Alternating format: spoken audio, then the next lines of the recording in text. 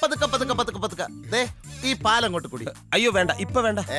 പെണങ്ങല്ലേ, ഈ പാല് കുടി. ഇപ്പൊ വേണ്ടെന്നല്ലേ പറഞ്ഞ.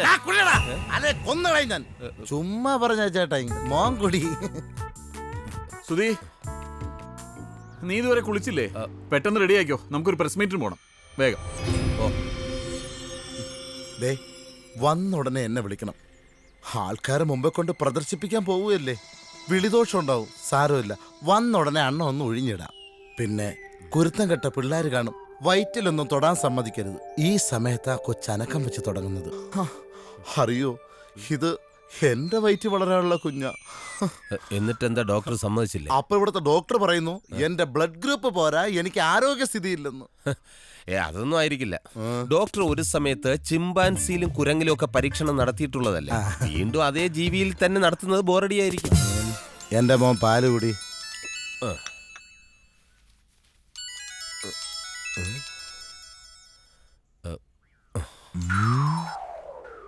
അളിയ, എന്തുണ്ട് വിശേഷം? എല്ലാവർക്കും സുഖം തന്നെയല്ലേ? അതെ അളിയ, നമ്മുടെ ശ്രീകുട്ടിക്ക് ഒരു ആലോചന വന്നിട്ടുണ്ട്. അരവിന്ദാക്ഷൻ കൊണ്ടുവന്ന. അവർക്ക് ഇഷ്ടമാണെങ്കിൽ നമുക്കതങ്ങ് നടത്താം. വരുന്ന ഞായറാഴ്ച അവരോട് വരാൻ പറയട്ടെ. അളിയ എത്തുമല്ലോ? അവരോട് വരാൻ പറഞ്ഞോളൂ. ഏതായാലും 2-3 മാസം സമയമുണ്ടല്ലോ. അവർ കൂടി താല്പര്യമാണെങ്കിൽ നമുക്കതങ്ങ് നടത്താം. ഓക്കെ. അപ്പൊ കാശ് വാങ്ങിച്ചു കൊച്ചിനെ കൊടുക്കാനുള്ള പരിപാടിയായിരുന്നല്ലേ?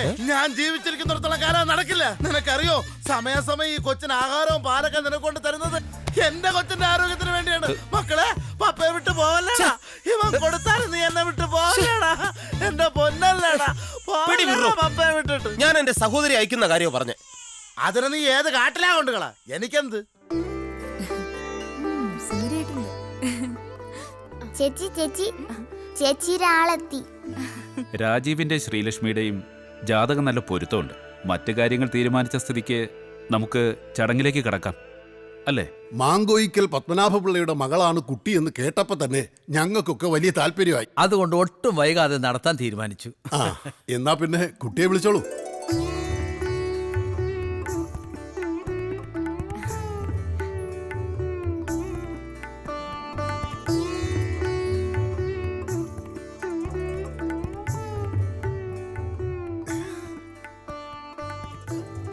അപ്പൊ പിന്നെ നമുക്കിതങ്ങ് ഉറപ്പിക്കാം, അല്ലേ? അരവിന്ദ, ആ ചാർത്ത് വായിച്ചോളൂ. പരേതനായ മാങ്കോയിക്കൽ പത്മനാഭപിള്ളയുടെയും സരസ്വതി അമ്മയുടെയും മകൾ ശ്രീലക്ഷ്മിയും മനുഷ്യവംശത്തിന്റെ ചരിത്രത്തിൽ ആദ്യമായി പുരുഷൻ ഗർഭം ധരിച്ചിരിക്കുന്നു. പ്രശസ്ത ശാസ്ത്രജ്ഞൻ ഡോക്ടർ റോയ് മാത്യു പത്രസമ്മേളനത്തിൽ പ്രഖ്യാപിച്ചതാണ് ഇക്കാര്യം. ഇത് സുധീന്ദ്രൻ, ചരിത്രത്തിൽ ആദ്യമായി ഗർഭം ധരിക്കുന്ന പുരുഷൻ. നാളിതുവരെ സ്ത്രീകളുടെ കുത്തകയായിരുന്ന ഗർഭധാരണവും പ്രസവവും ഇനി മുതൽ പുരുഷന്മാർക്കും സാധ്യമാകുന്നു. 12 വർഷത്തെ ഗവേഷണ നിരീക്ഷണങ്ങൾക്കൊടുവിൽ ഈ സാധ്യത കണ്ടെത്തിയത് പ്രശസ്ത ശാസ്ത്രജ്ഞൻ ഡോക്ടർ റോയ് മാത്യുവാണ്. ആദ്യമായി ഗർഭം ധരിക്കുന്നത് മലയാളിയായ സുധീന്ദ്രൻ എന്ന യുവാവാണ്.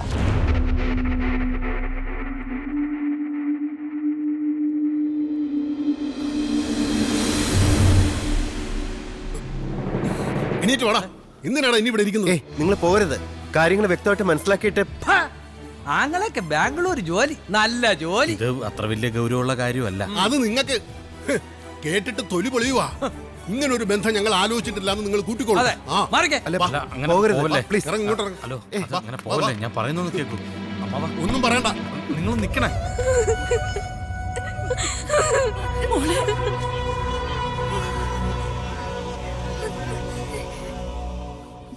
പറയടാ,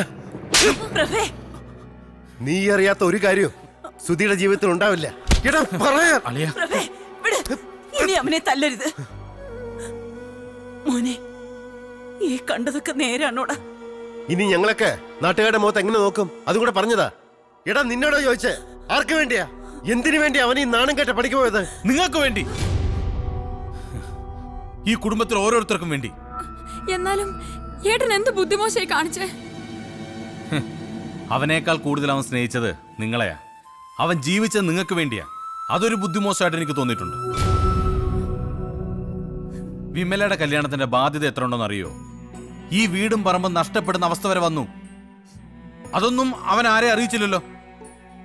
ഒന്നും രണ്ടും അല്ല, ലക്ഷങ്ങൾ വേണമായിരുന്നു അതൊക്കെ തീർക്കാൻ. കക്കാതെയും പിടിച്ചു പറിക്കാതെയും നേരായ മാർഗത്തിലൂടെ പൈസ ഉണ്ടാക്കാൻ അപ്പോ ഈ ഒരു വഴി ഉണ്ടായിരുന്നുള്ളൂ.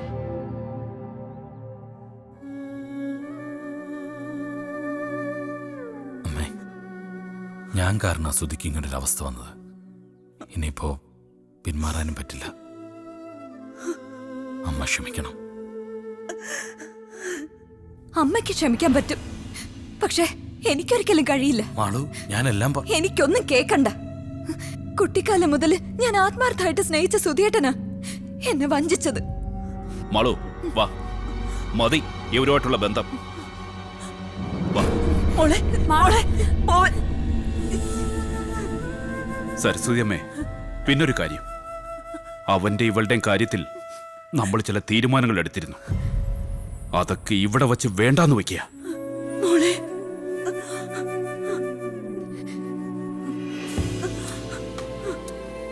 എന്റെ മോക്ക് ഇങ്ങനെ ഒരാണും പെണ്ണും കെട്ട ഒരാളെ ഭർത്താവാക്കേണ്ട ഗതികേടില്ല. വരട്ടെ. എന്തിനാ ഇനി നിൽക്കുന്നേ? പോവല്ലേ മോളെ. അയ്യോ, അയ്യോ അമ്മേ, അമ്മേ, അമ്മേ അമ്മേ, അയ്യോ അമ്മേ.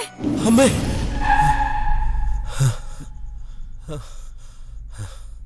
എന്താ, എന്തു പറ്റി? എന്താടാ, എന്തു പറ്റി? വേണ്ട ഡോക്ടർ, പ്ലീസ്. പത്രസമ്മേളനം നമുക്ക് വേണ്ട. ആൾക്കാരുടെ മുന്നിൽ എന്നെ പ്രദർശിപ്പിക്കരുത്. എന്റെ കുടുംബം തകർന്നു പോകും.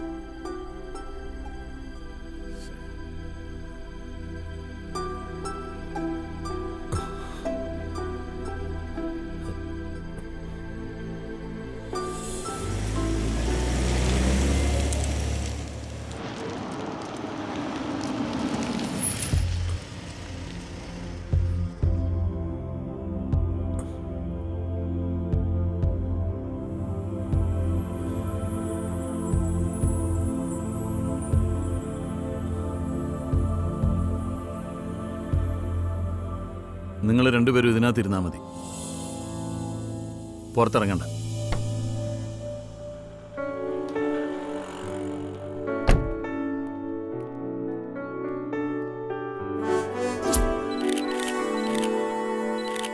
ഇത്തവണ ധർണയ്ക്ക് ഞാൻ മുമ്പിൽ നിൽക്കില്ല എന്ന് പറഞ്ഞാൽ നിൽക്കില്ല. കാരണം മിക്കപ്പോഴും അടി എനിക്കാണ് ആദ്യം. ഞാനവിടെല്ലാം പറഞ്ഞ് റെഡിയാക്കിയിട്ടുണ്ട്. നീ അങ്ങോട്ട് ചെന്നാ മതി. ഗോപാലകൃഷ്ണൻ, ഈ സമയത്ത് കുറച്ച് ഓടുന്നോണ്ട് വല്ല ബുദ്ധിമുട്ടുണ്ടോ? ഇതും വെച്ചോണ്ട് ബുദ്ധിമുട്ടാടാ. ബുദ്ധിമുട്ട് ഇറങ്ങി ഓർഡർ. അതേ നിന്റെ അളിയൻ വന്ന് നിൽക്കുന്നു. ഗോപാലകൃഷ്ണൻ അയ്യോ, തല കുടിങ്ങോ? ആ പോയത് ഗോപാലകൃഷ്ണൻ അല്ലേ? അറിയില്ലാന്നേ. അയാൾ പിന്നെ എന്തിനാ ഓടിയത് എന്നെ കണ്ടപ്പോ? അയാളെവിടെ ചോദിക്കേ? ഇയാൾക്ക് എന്താ വരയുടെ അസുഖമുണ്ടോ? എന്താ തിരയുന്ന? എന്റെ കാറ് കാണാനില്ല, അല്ല മൊബൈല് കാണാനില്ല. ഞങ്ങള് സഹായിക്കണോ? വേണ്ട. ആ പോയത് ഗോപാലകൃഷ്ണൻ. അപ്പൊ അയാളുടെ കൂടെ നിങ്ങളുടെ പേരെന്താ? പാലാരിവട്ട ശശി. ശശി. അപ്പൊ അളിയനല്ല? അല്ല. വാടാ.